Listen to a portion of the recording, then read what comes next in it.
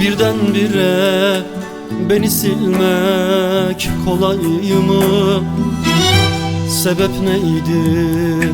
Beni ele sattın sen. Aşk mıydı bu? Söyle bana, yalan mı?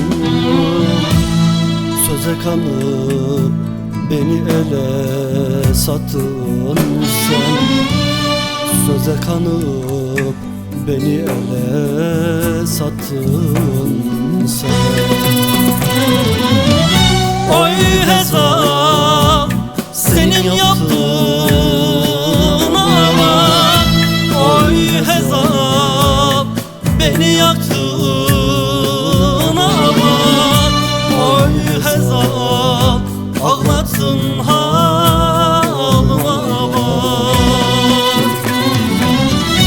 Oy gülüm seni benden alan kim?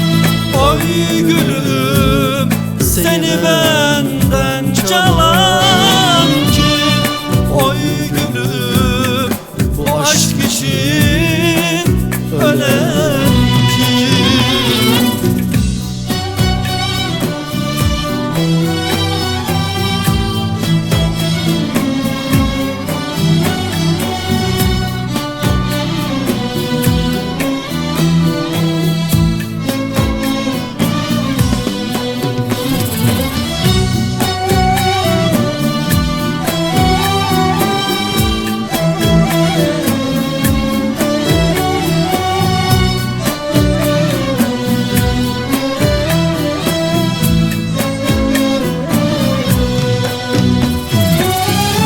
Benim sevdam eksik miydi yar sana?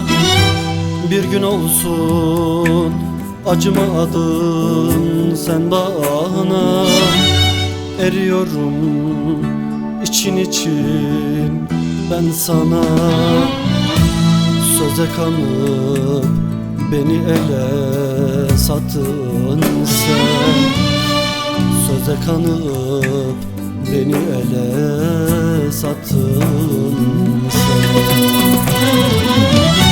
Oy hesap senin yaptığın ama, oy hesap beni yaktın